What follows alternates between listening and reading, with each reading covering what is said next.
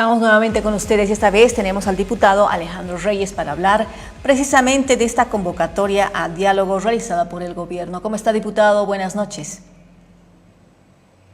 Muy buenas noches, Miroslava. Un saludo cordial, un gusto estar con ustedes esta noche. El gobierno, diputado, por un lado, asegura que Evo Morales debe ser aprehendido por no asistir a brindar su declaración informativa. Sin embargo, el evismo bloquea las carreteras y lo primero que hacen es convocar a Evo Morales y sus aliados a una mesa de diálogo. ¿Cómo se puede entender esta actitud dual de Luis Arce?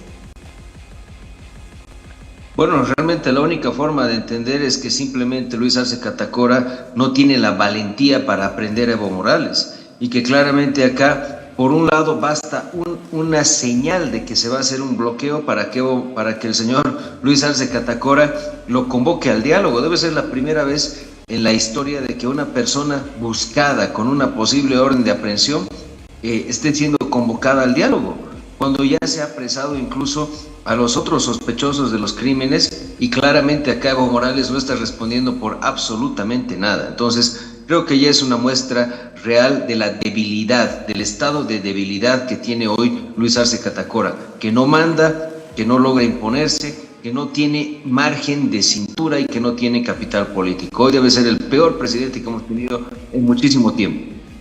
Hay muchas críticas precisamente al presidente Luis Arce por mostrar una contemplación, podríamos decir, excesiva por Evo Morales, pese a que este no le tiene la misma consideración con su exministro de Economía y más bien parecería que tiene la firme intención de desestabilizar al gobierno actual. ¿Cuál cree usted que es el motivo por el cual Arce no impone mano dura ante las arremetidas de Evo Morales? ¿Es tal vez una muestra de temor, de miedo? ¿Debería ser menos contemplativo?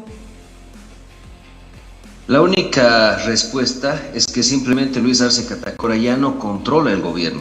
Es decir, ha sido penetrado, perforado por algunos espacios del levismo. Evo Morales ha logrado seguramente penetrar instancias o instituciones donde Luis Arce Catacora tenía poder y ahora ya no lo tiene. Entonces, por eso simplemente ya no le responden muchas instituciones. Léase los autoprorrogados, por ejemplo.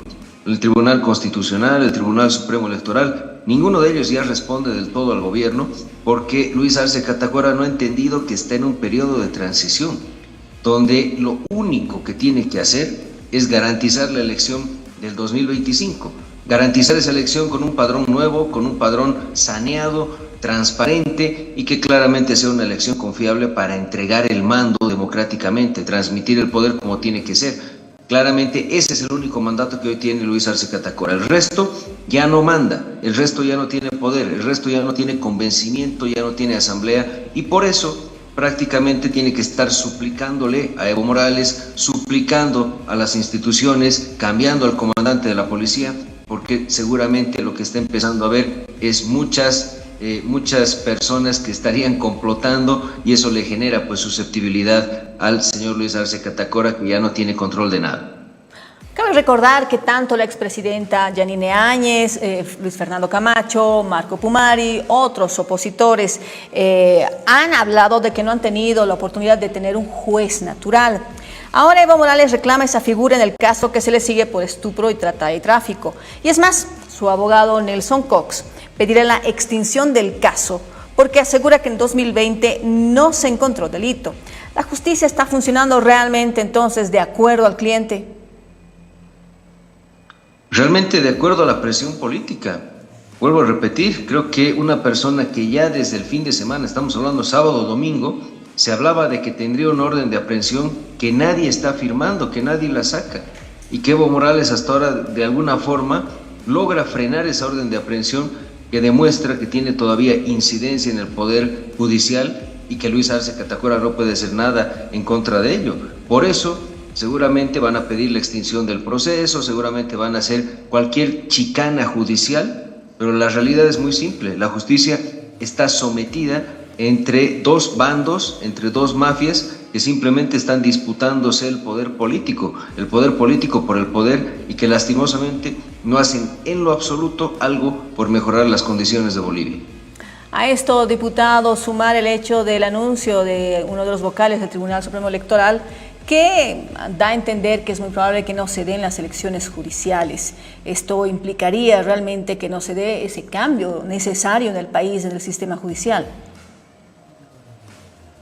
Eso sería el acabose de este gobierno, porque hay un acuerdo en el Tribunal Supremo Electoral para que se viabilice la elección judicial el 1 de diciembre. Si han optado por la chicana judicial, saboteando el proceso de elección judicial o el proceso de elección del fiscal general, cuando no tienen capital político, porque claramente acá Luis Arce Catacora, como te mencionaba, no manda sobre ninguno, sobre ni siquiera sus propios ministros. Entonces, imagínense si van a salir por el desastre y el conflicto, simplemente ellos están cavando su tumba. Luis Arce Catacora está cavando su tumba y en ese sentido lo que hay que hacer más bien es procurar que las instituciones funcionen mínimamente, que se dé esa elección judicial y que por supuesto garanticemos un padrón y que este presidente llegue al 2025 más allá de sus intentos de autosabotaje, porque aquí claramente no entiende la realidad, no entiende que ya no tiene el capital político y la cintura suficiente para moverse ni un centímetro en lo que está haciendo. Por eso claramente se le dice que en este periodo de transición lo único que debe garantizar es la elección del 2025. Muchísimas gracias, diputado, por su tiempo y por estar con nosotros en Sin Mordaza. Muchísimas gracias, Miroslava. Un saludo cordial.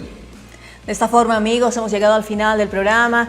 Tenemos ya casi las 9 de la noche. Les invitamos a seguir con la programación de Canal 2 y también a seguir con los programas como, por ejemplo, el de Mauricio Noya más adelante. Nos vamos. Permiso. Muy buenas noches.